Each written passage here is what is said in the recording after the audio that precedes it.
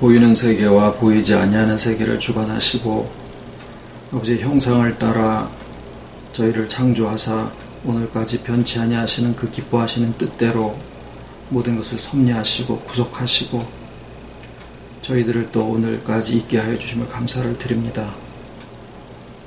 아버지의 뜻 가운데 이미 작정되어지신 모든 대로 또 저희들에게 주신 자유의지의 그 감사함대로 이 예배를 작정하시고 또 공급하시오니 예배하신 말씀 가운데서 우리 새롭게 하여 주시옵기를 소원을 드리고 또 성령의 조명하심으로 또 깨달음이 풍성한 귀한 시간 되게 하여 주시옵기를 예수님의 이름으로 기도드립니다. 아멘. 오늘 말씀은 요한복음 7장 37절부터 39절까지입니다. 요한복음 7장 37절. 명절 끝날 곧 큰 날에 예수께서 서서 외쳐 가라사대 누구든지 목마르거든 내게로 와서 마시라. 나를 믿는 자는 성경의 이름과 같이 그 배에서 생수의 강이 흘러나리라 하시니 이는 그를 믿는 자의 받을 성령을 가리켜 말씀하신 것이라. 예수께서 아직 영광을 받지 못하신 고로 성령이 아직 저희에게 계시지 아니하시더라.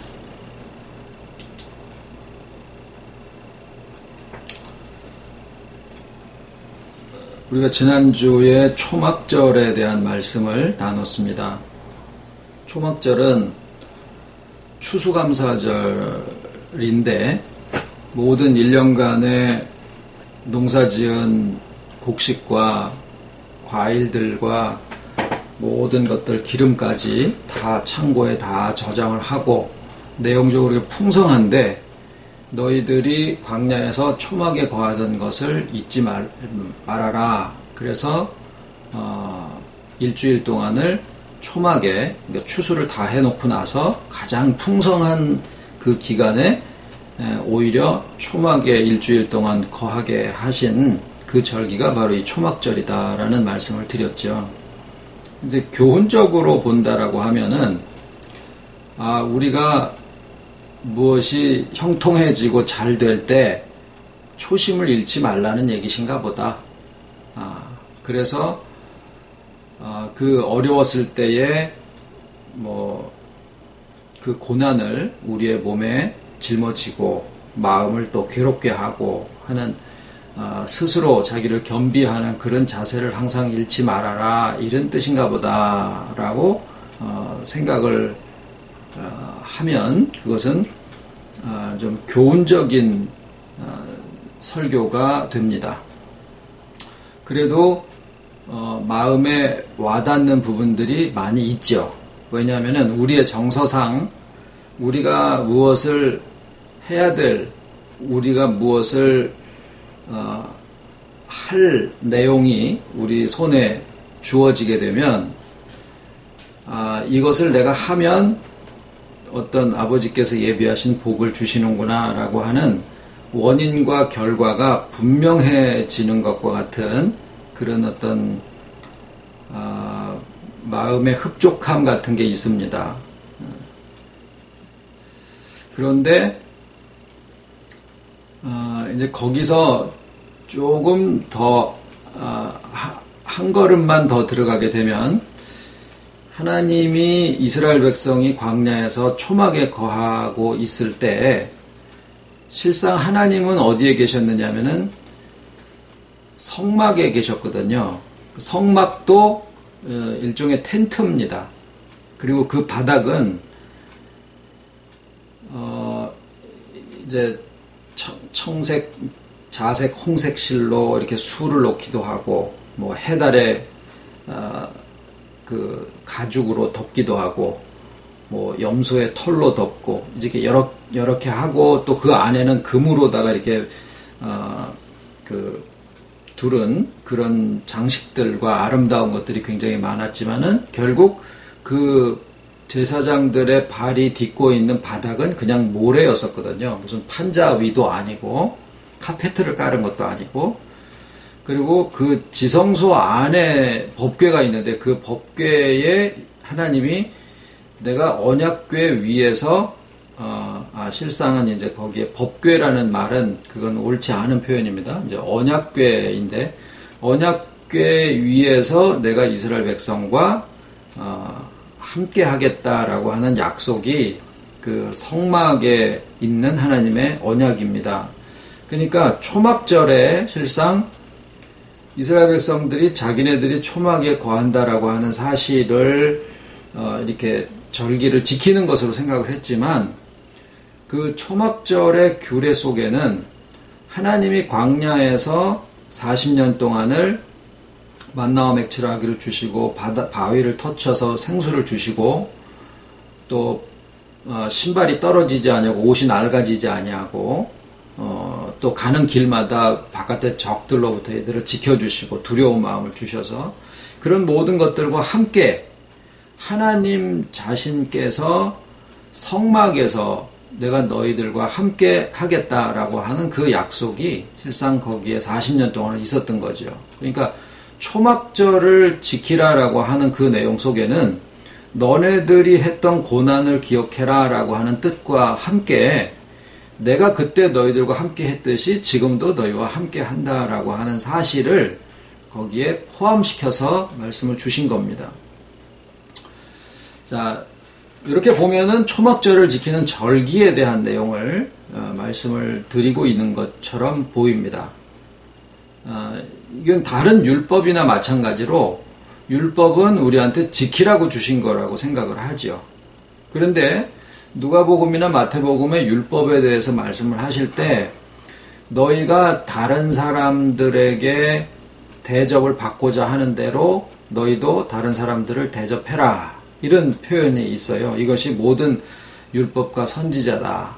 그러니까 율법과 선지자가 율법은 모세 오경을 가리키고 선지자는 선지서를 가리키는데 그렇게 보면은 예수님 이전에 있었던 그 구약의 모든 성경을 다 통틀어서 얘기를 하는 거예요. 그러니까 율법만을 얘기하는 게 아니라 우리가 가지고 있는 성경을 통틀어서 하나로 표현하면은 너희가 다른 사람들에게 대접을 받고자 하는 대로 너희도 남을 대접해라 그 뜻이다 라는 얘기를 하신 거거든요. 그러니까 굉장히 예수님의 말씀이 지금 중요한 부분을 얘기를 하신 건데 그거를 그 표현을 남에게 대접을 받고자 하는 대로 너희도 남을 대접해라 라는 표현을 문자적으로 해석을 해보면 다른 사람이 너한테 해줬으면 좋겠는 거 있지 그거를 네가 해라 그런 뜻이에요. 다른 사람이 너한테 해줬으면 좋겠는 것을 네가 해라.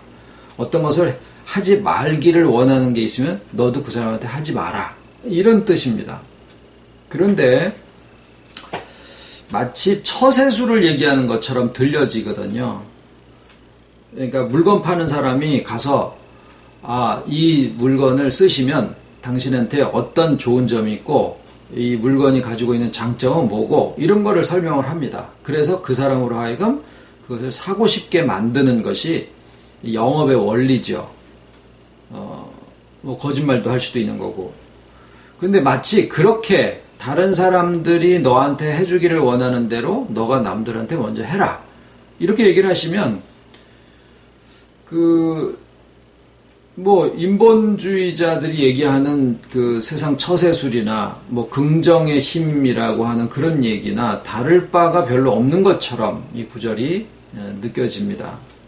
그래서 오늘 이 초막절에 대한 말씀을 하실 때 예수님이 오늘 그 초막절의 끝날, 제일 큰 날에 예루살렘 성전에 서셔가지고 그때 백성들에게 이스라엘 백성들에게 내게로 와서 마셔라. 누구든지 목마르면은 내게로 와서 마셔라.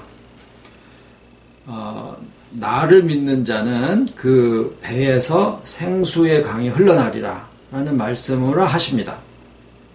근데 이 말씀은 스가랴 14장에 보시면 제가 그냥 읽겠습니다. 잠깐 16절에서 17절에 초막절을 두고 스가랴 선지를 통해서 하나님이 하신 말씀이 있어요. 읽어드리면 예루살렘을 치러 왔던 열국 중에 남은 자가 해마다 올라와서 그 왕 만군의 여호와께 숭배하며 초막절을 지킬 것이라. 천하 만국 중에 그 왕 만군의 여호와께 숭배하러 예루살렘에 올라오지 아니하는 자에게는 비를 내리지 아니할 것인즉, 이런 말씀이 있어요. 스가랴서에.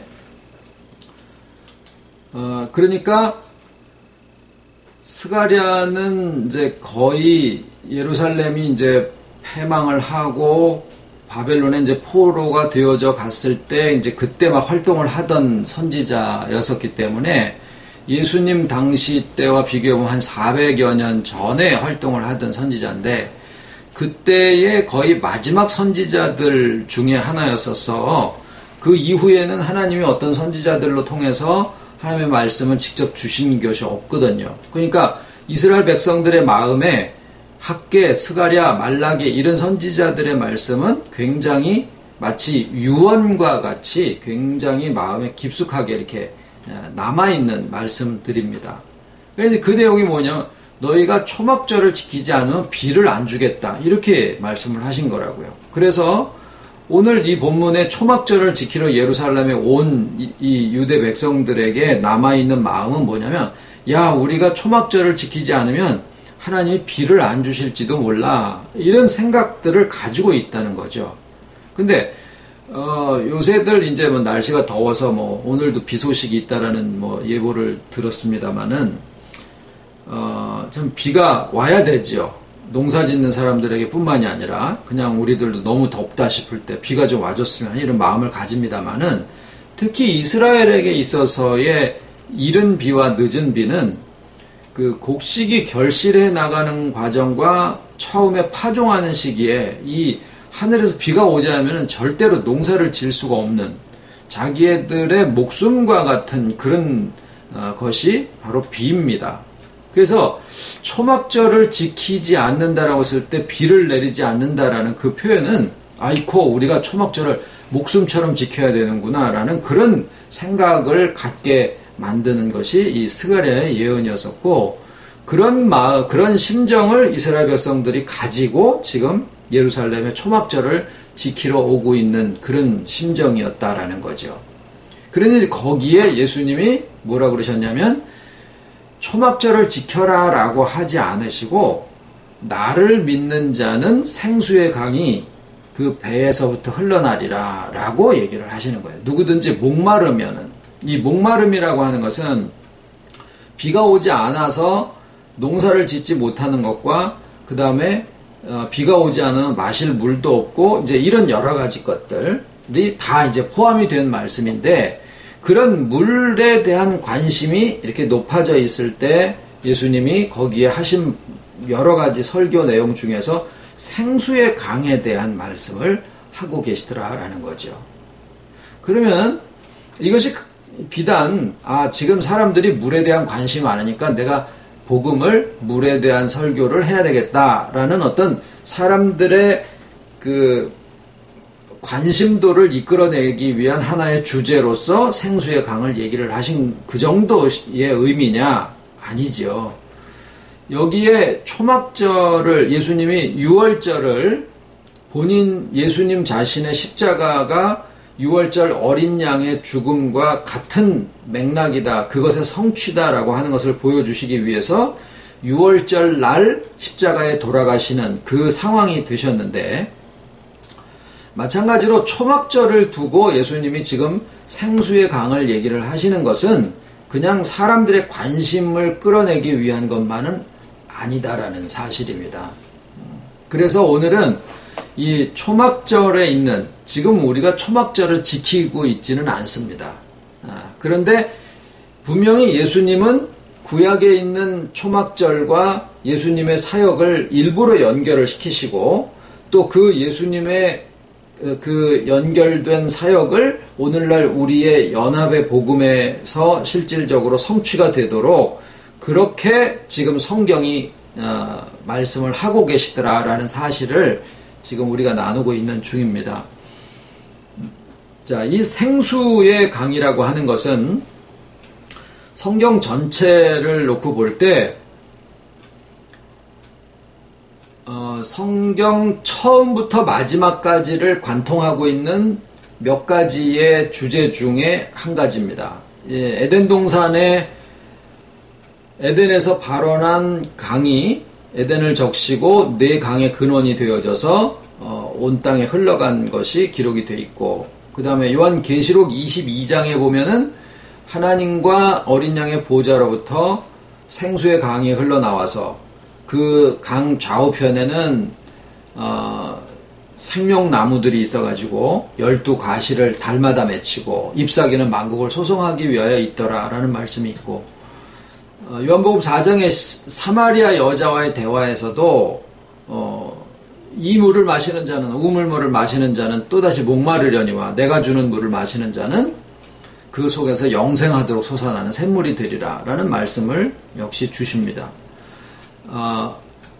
에스겔 47장의 마지막 장에도 보면 성전에서부터 시작된 강물이 점점 이렇게 무릎에 차오르고 뭐 이렇게 잠길 만큼 되고 그래가지고 온 세상에 퍼지는데, 그 강물이 바다에 이르러 그 바닷물을 소성하게 그렇게 흐르더라. 이제 이런 내용이 또 거기에 있고, 스가랴에도 예루살렘에서부터 시작된 생수가 이렇게 둘로 나뉘어져서 하나는 동으로 하나는 서로 흐른다, 이런 말씀들이 있어요. 그리고 이제 오늘 말씀에 초막절을 두고 말씀을 하실 때 생수의 강이 그 배에서부터 솟아나리라 라는 말씀을 하고 계시죠.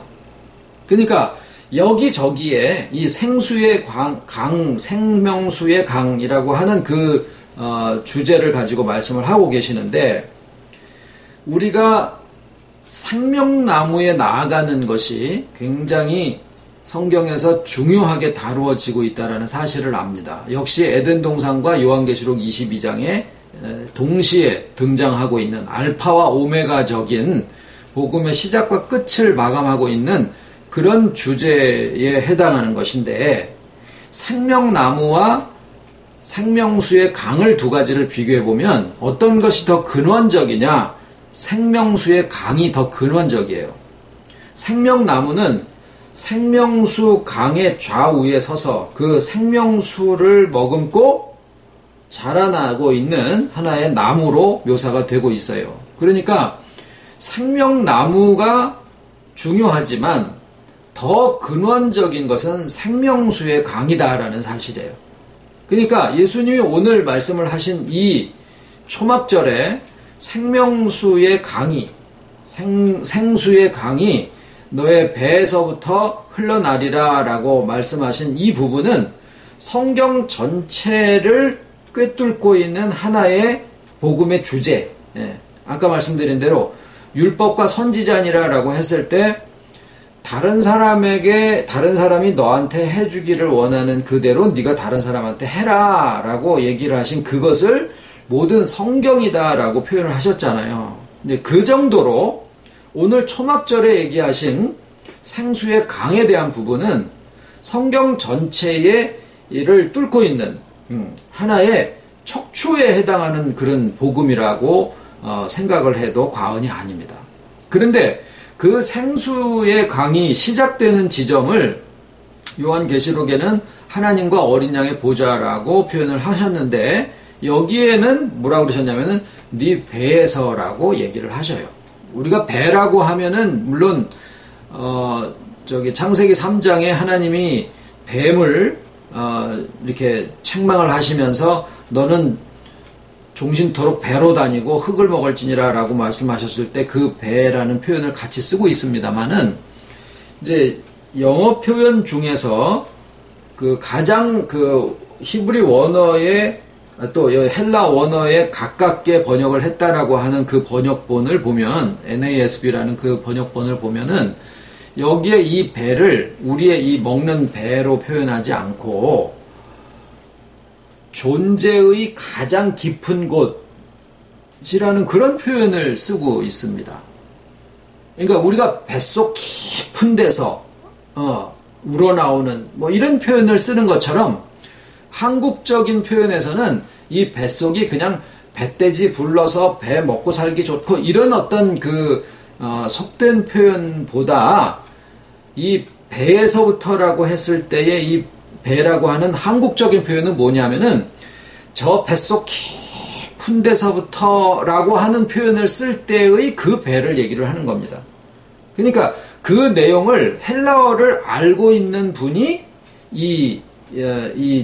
한국말로 번역을 했다라는 생각을 해요. 그러니까 그 헬라 원어를 가장 한국말에서 어떻게 사용을 할까, 번역을 할까라고 기도 중에, 묵상 중에, 이 한국적인 표현으로서는 이 뱃속 깊은 데서부터 우러나오는 이런 표현을 쓰는구나. 그래서 이 배를 쓴 거다라는 거예요. 그러니까 먹는 것과 연관해가지고 그냥 아웅다웅 하는 그런 의미가 아니라 아까 말씀드린 대로 존재의 가장 깊은 데서부터 생수의 강이 흘러나리라 라는 얘기를 하셨다라는 겁니다. 그러면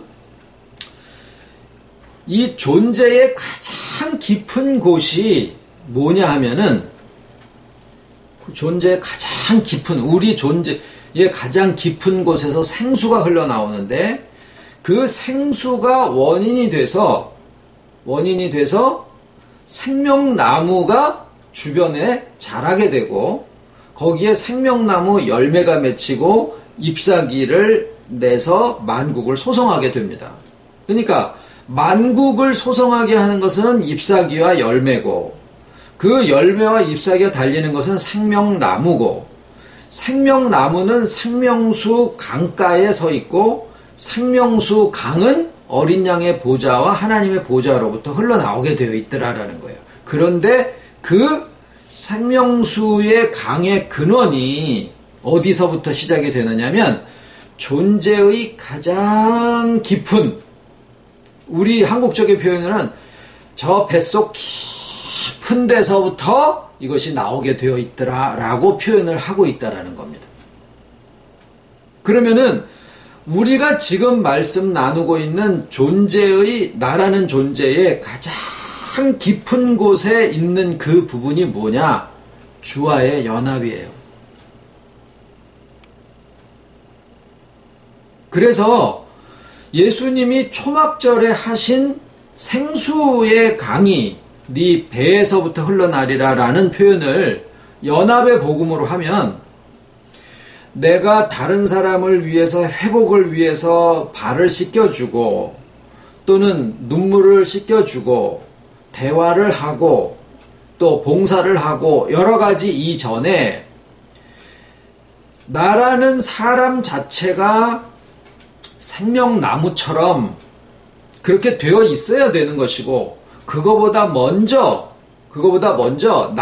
나라는 존재의 가장 깊은 곳이 뭐냐면은요 그 사람의 결정이나 선택도 아니고 그 사람의 기분이나 감정이나 성품도 아니고 그거보다 먼저 그 사람의 생각이 움직이고 생각이 움직이는 것은 그 사람이 가지고 있는 어떤 이미지나 개념인데 그것이 그 이미지나 개념을 성경에서는 표현하기를 지식에까지 새롭게 함을 입은 자니라라고 표현을 하고 있어요. 골로새서에. 그러면 그 지식에까지 새롭게 함을 입은 자니라라고 하는 새 사람이 되었으니 라는 그 새 사람이 어디서 시작이 되는 거냐? 우리가 가지고 있는 어떤 인식에서부터 시작이 된다라는 거예요. 그러니까 아까 우리가 처음에 초막절에 대한 교훈적인 말씀은 우리가 처음에 가지고 있었던 고난에 대한 그런 기억을 잃지 마라. 너 처음 소시적에 처음 가지고 있었던 그 마음을 잃지 마라 라고 하면 예 알겠습니다. 내 고생했던 시절에 주님 없이 내 고생했던 시절에 나의 초창기 젊었을 때 이거 아무리 뒤집어서 그것을 또 상기를 하고 해봐야 그건 아무 소용없는 겁니다.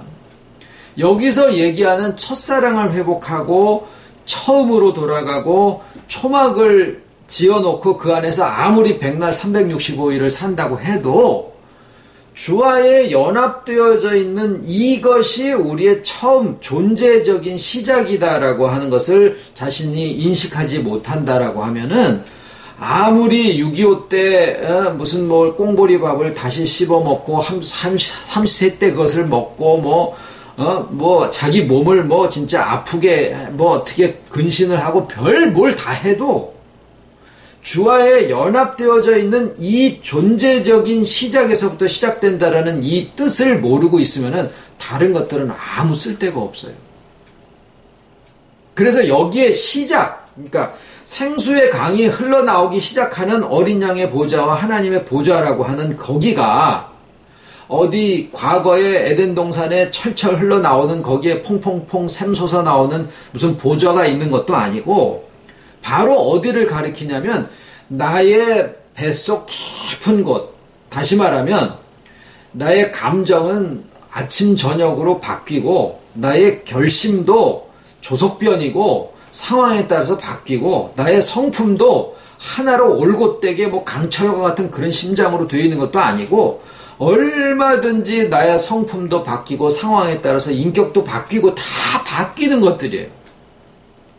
그러면 그거보다 더 깊이 위에는 파도가 치고 쓰나미가 일고 그렇다고 하더라도 지하로 해수면 밑으로 30m만 내려가도 거기에는 흔들리는 파도도 없이 그냥 잠잠한 것처럼, 그러나 그것도 물이라 흔들리는 역사가 있지만 우리의 심령을 볼 때 우리의 사람의 마음은 흔들리는 갈대보다도 더 흔들리는 것이고 흩어져 날아가는 연기를 붙잡는 것처럼 우리의 기분이나 감정은 얼마든지 유동적으로 흔들리고 변화되어지는 거지만 흔들리지 않는 우리의 뱃속 깊은 곳에서 나오는 것이 그 존재의 가장 깊은 곳, innermost being이라고 하는 그곳이 뭐냐? 주와의 연합되어져 있는 인식이다라는 사실입니다.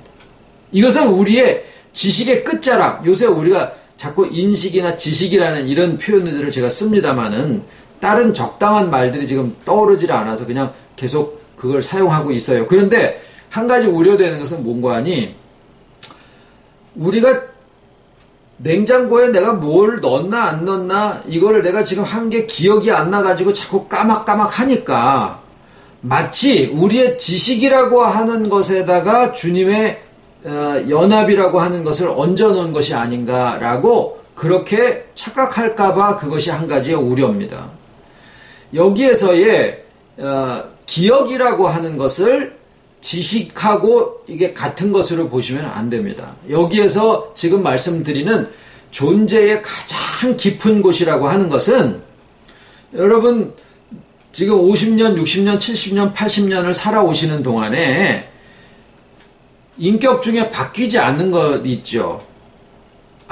도저히 바뀌지 않는 부분이 있다고요. 아무리 상황이 바뀌고 어째도 바뀌지 아니하시는 그런 부분이 있다고요. 그 부분이 뭐냐면 여러분들이 가지고 계시는 인식이에요. 그게 언제 형성이 됐는지는 몰라요.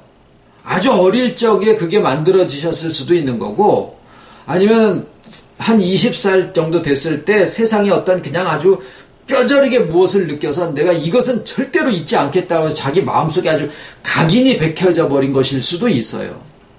또는 그 힘으로다가 지금까지 본인을 버티고 살아오신 것일 수도 있다고요. 이것은 지식이라고 하기에는 너무나 강하게 나의 마음에 생각에 이게 박혀져 있기 때문에 웬만큼 다른 사람들이 어떤 얘기를 한다고 해도 그것이 바뀌어지기 힘든 부분들이 있습니다. 그것을 인식이라고 얘기를 합니다. 우리가 지금 여기서 나누고 있는 주와의 연합이라고 하는 이 인식은 그 부분보다 더 밑에 근본에 해당하는 것이다 라는 얘기예요. 이것이 바뀌어지게 되면은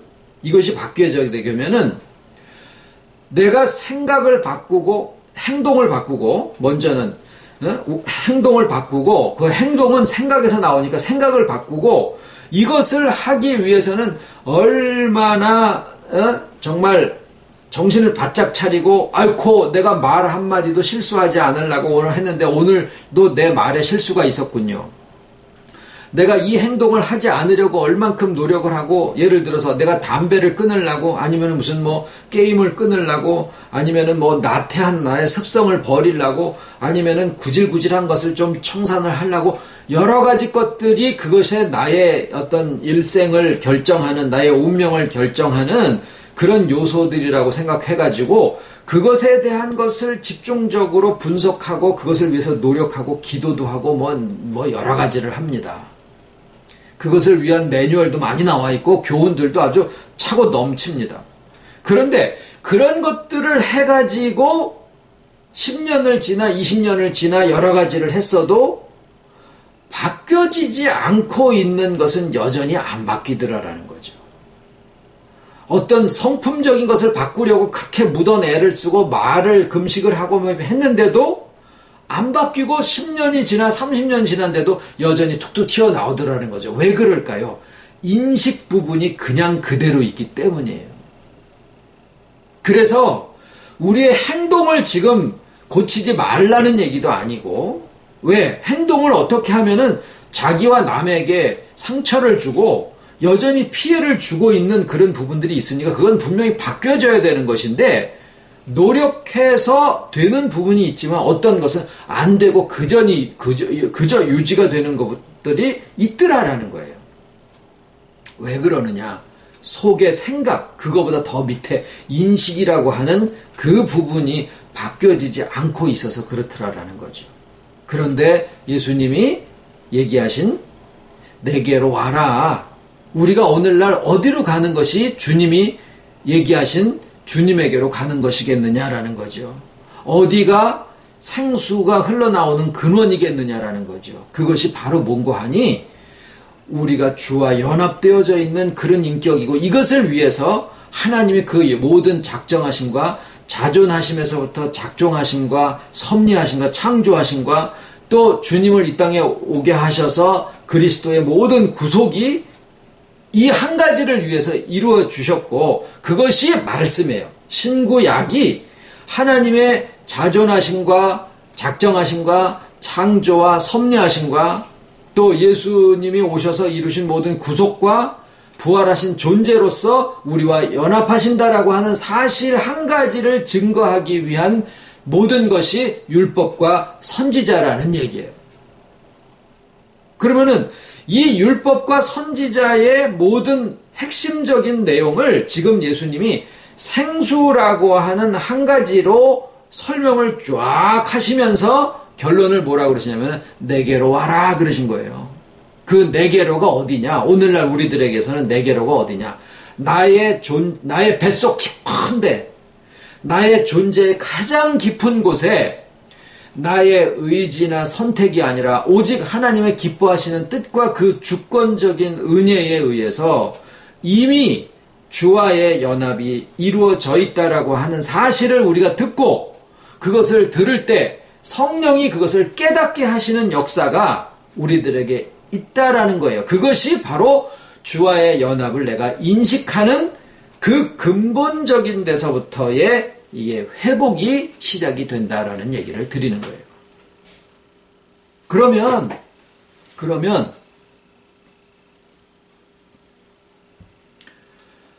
다른 사람이 너한테 해주면 좋겠는 것을 네가 먼저 해라라고 하는 것은 무엇에 대한 얘기냐면 처세에 대한 얘기가 아니라 바로 예수님이 얘기하신 것처럼 내게로 와라. 생수가 그 배에서부터, 존재의 가장 깊은 데서부터 흘러나리라. 생수의 강이 흘러나리라 라고 얘기하신 그 내용이랑 똑같은 건데, 이게 율법과 선지자 곧 모든 성경인데, 모든 성경이 얘기하시는 것은 내가 바깥에 있는 행동이나 기분이나 감정이나 성품을 바꾸고 고치려고 해가지고 나의 존재가 바뀌는 게 아니다라는 얘기예요.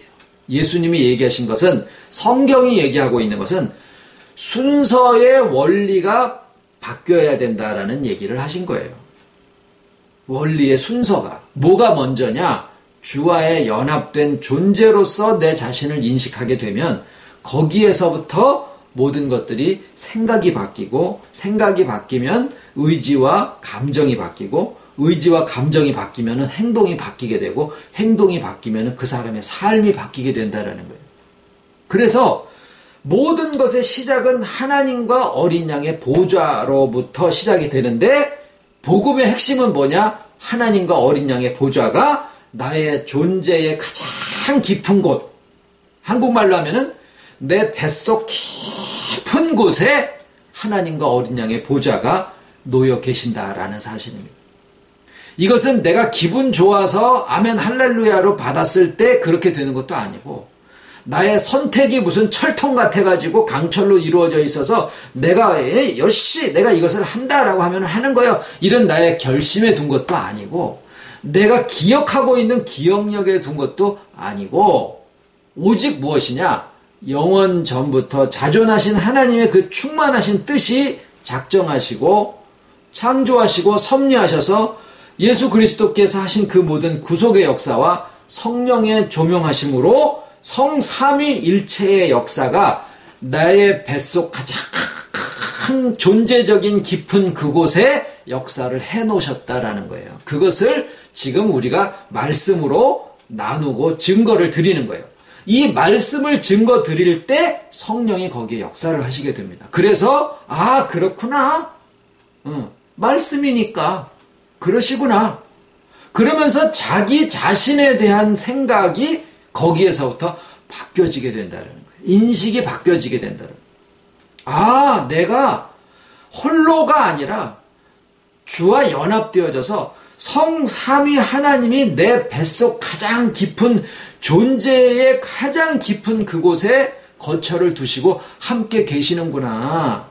나의 기분 좋을 때 감정적으로 함께 하시고 어떤 사역을 할 때 거기에 능력으로만 역사하시는 게 아니라 뱃속 깊은 존재의 가장 깊은 그곳에 아버지께서 보좌를 두시고 어린 양의 보좌가 함께 하시고 그 역사가 성령의 역사로 강물이 되어져서 은혜의 강이 흘러내려오는 이런 역사가 나의 삶을 통해서 생각으로, 의지로, 감정으로, 행동으로, 그 다음에 모든 환경에 미치는 영향으로, 그 다음에 사람들과의 관계로 이렇게 그것이 바뀌어져 나가게 되는구나. 그래서 이 복음에서는 왜 무엇을 해라, 왜 헌신을 하지 않느냐, 왜 희생을 하지 않느냐, 왜 자기를 괴롭게 하는, 스스로 겸허하게 하는 그런 십자가에 지는 삶을 왜 하지 않느냐라는 것을 강조하지 않는 이유가 왜 그렇습니까? 바로 존재의 가장 깊은 곳에 아버지와 어린 양의 보좌가 있으시고 성령의 강물로 은혜의 강물처럼 흘러내려오는 성령의 역사가 우리에게 있다라는 사실을 우리가 인식하는 이게 먼저 되어지면 거기에서부터 하지 말라 그래도 우리의 인격이 그 방향으로 흘러내려가게 되더라라는 거예요. 그렇게 되면은 내가 의도해서 내가 무슨 의를 세우기 위해서 작정을 하고 무엇을 하는 게 아니래도 나다운 인격의 삶을 그저 살아가는데 그 삶이 뭐가 돼요?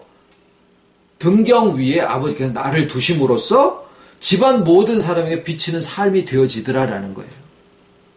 산 위에 있는 동네를 사람들이 가리우지 못하는 것처럼 우리가 주와 연합되어져 있는 그러한 인격이다라고 하는 사실을 인식하게 되는 데서부터 우리의 삶은 강물이 흘러가가지고 생명나무가 소생하고 생명나무가 소생함으로써 열매가 맺어지고 그 열매가 맺어지면서 잎사귀가 만국을 소성하기 위해서 준비되어지고 생명수 강이 바다에 흘러가면서 그 바닷물을 그 물은 뭐냐면 열국과 나라와 백성과 방언과 이런 모든 것들이더라. 그것을 소성시키게 하더라라는 것이 스가랴와 에스겔이 하신 말씀이에요.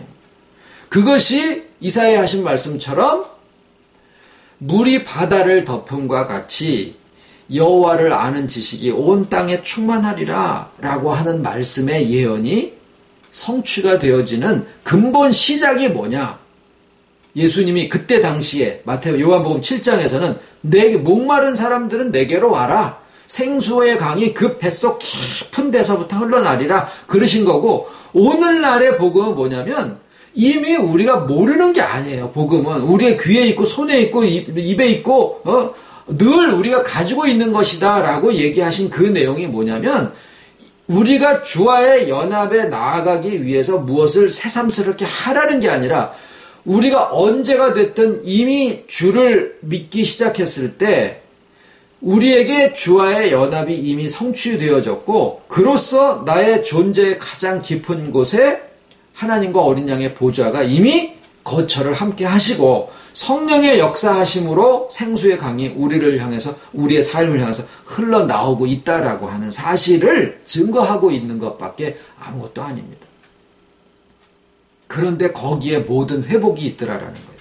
그래서 우리는 하나님의 어떠하심을 회복하고 예수님의 어떠하심을 회복하고 성령의 어떠하심을 회복하고 또 우리 자신이 어떠함을 회복하고 있는 것이고 또 한 가지는 우리가 믿는 기독교 복음이 어떠한 것이 회복이 되어지고 있다라는 거예요. 가장 큰 기독교 복음의 문제점으로 되는 것은 뭐냐면 주와의 연합으로 나아가기 위해서 우리가 무엇을 해야 된다라고 가르치고 있는 그런 기독교가 지금 팽배해 있다라는 거예요. 거듭나기 위해서 어떠한 신앙의 행위든지 선한 무언가를 해야지 그 거듭남의 세계에 나아갈 수 있다라고 가르치고 있는 것이 오늘날 기독교의 주류를 형성하고 있다라고 하는 사실입니다. 우리가 회복할 기독교의 복음은 그것이 아니라 이미 주와의 연합이 우리에게 주어졌고 이미 거듭났고 이미 첫째 부활에 참여했고 이미 하나님의 자녀가 되었고 이미 부활했다라고 하는 사실을 그걸 증거하는 것이고 그렇게 되어졌을 때 어떤 일들이 벌어질 것인가라고 하는 것을 나누는 것이 그게 복음의 회복이에요. 그렇게 되면 실제로 우리의 인격에서 회복의 역사가 나타나는 것이 자기 자신의 복음의 증거가 되는 거더라라는 겁니다. 그렇게 되면은요, 우습게도 우리가 과거에 목표로 하고 있었던 여러 가지 것들이 있지 않습니까?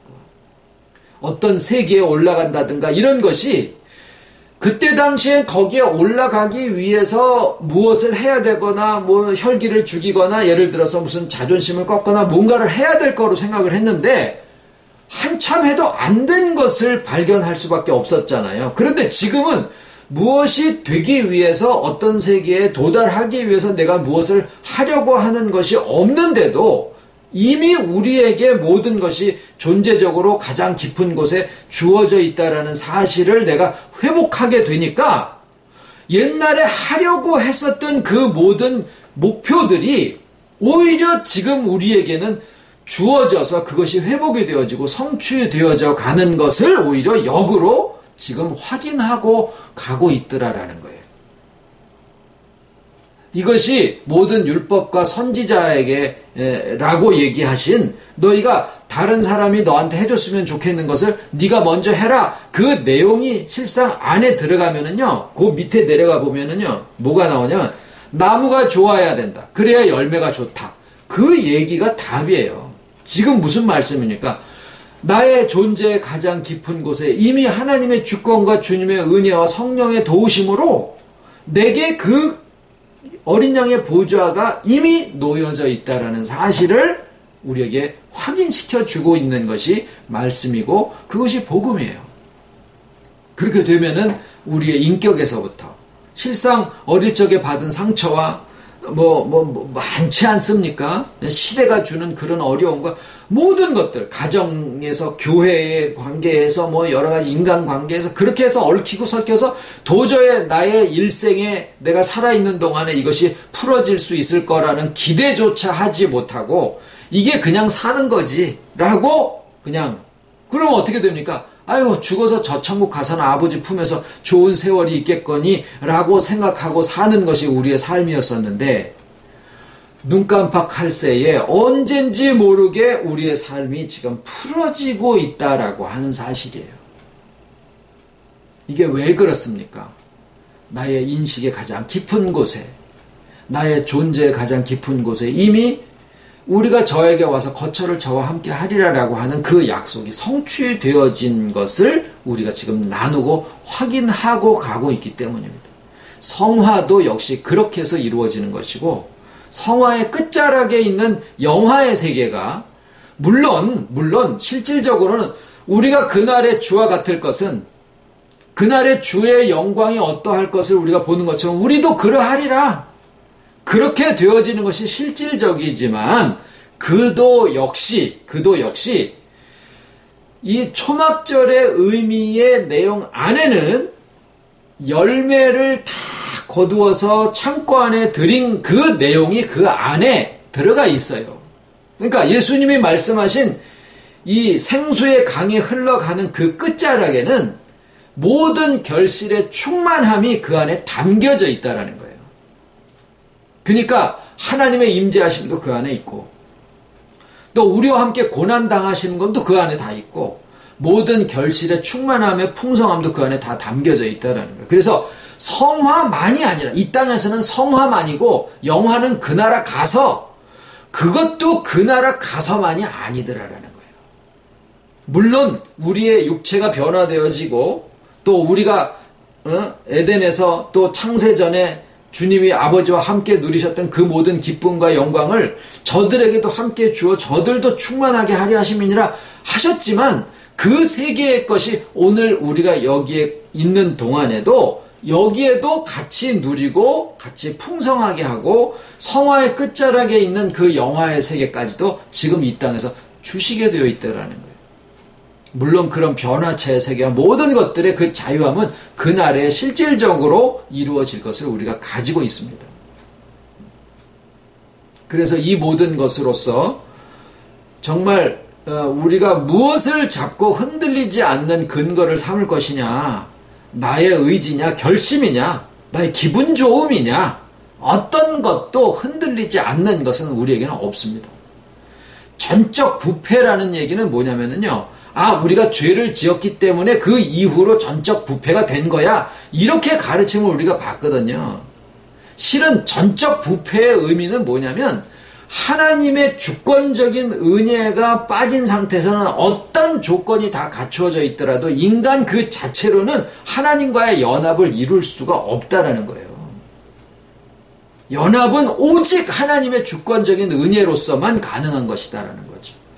우리의 참여는 뭐냐면 그것을 인식하는 것이에요.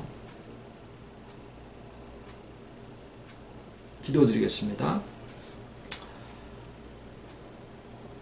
고마우신 아버지의 모든 것이 아버지의 기뻐하신 뜻 가운데서 이루어진 것을 또 이 시간에 고백을 드리고 감사를 드립니다. 우리의 존재의 가장 깊은데 이미 좌정하시고 보좌를 두시고 어떤 것에도 흔들리지 아니하는 약속으로 성취해 주신 것을 이 시간에 나누게 하여 주심을 감사를 드립니다. 우리의 구원이 우리의 어떤 의나 선함이나 의로움이나 애씀이나 수고나 그 어떤 것이라도 우리에게 있는 것으로 근거하지 아니하심을 또 이 시간에 아버지 앞에 감사를 드립니다. 이 말이 우리가 어떻게 해도 상관없다라고 사탄이는 억지 소리를 하지만 이미 우리에게 좌정하신 주님의 연합은 그 어떤 것으로도 끊어질 수 없는 이 한 가지를 우리의 첫사랑으로 우리의 처음 상태로 기억하게 해주심을 또 감사를 드리고 이로써 그 안에 있는 생명의 능력이 우리로 그리스도의 장성한 분량에 충만한 데까지 이르게 하시고 또 성화하게 하시고 주와 함께 그 영화의 세계를 또 갈 수 있도록 모든 것을 작정하신 대로 또한 이루어 가시는 아버지의 능력과 사랑을 이 시간에 고백을 드리고 감사를 드립니다.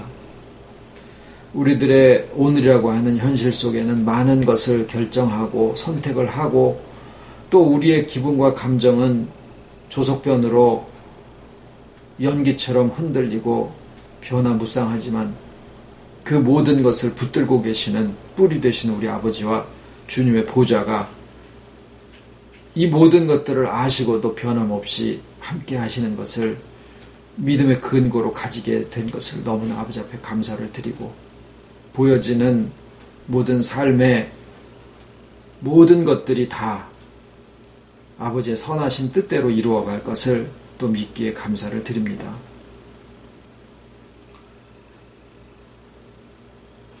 또 중국으로 또 이사를 가게 되는 최 집사님 가정 위에 아버지 함께 하시고, 또 최 장로님 가족 위에 또 함께 하셔서 어디에서든지 기도의 교제가 끊어지지 아니하는 것을 우리의 마음에 흔들림 없이 가지게 하여 주시옵기를 원하옵고, 이로써 더 유익과 유익이 더할 수 있도록 또 아버지께서 또 인도하여 주실 것을 아버지 앞에 부탁을 드리고 감사를 드립니다.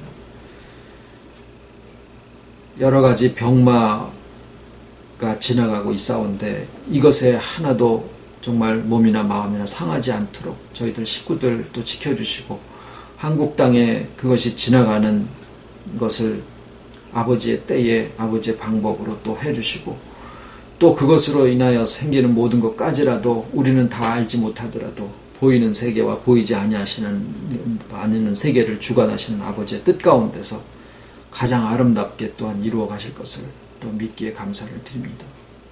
저희들 어느 환경과 형편에 처하게 되더라도 정말 흔들림이 없는 반석 위에 서 있고 아버지의 지팡이와 막대기가 또는 저희를 안위하시는 것을 늘 고백을 할 수 있게 해주심을 감사를 드리고, 귀한 형제 자매들 정말 아버지 앞에서 우리가 서로 얼굴을 알지 못하는 아버지 택하신 자녀들 위에도 어디에 있든지 동일한 축복과 지키심과 은혜로 함께 해주실 것을 감사를 드리옵고, 저희들은 때를 얻든 못 얻든 정말 회복의 복음이 저희를 통해서 흘러나가기를 또한 진정으로 소원을 드리옵고, 있는 자리에서 정말 등경 위에 있는 그런 빛의 사명들이 다 잘 감당되기를 소원을 드리와 모든 말씀 예수님 이름으로 기도드립니다.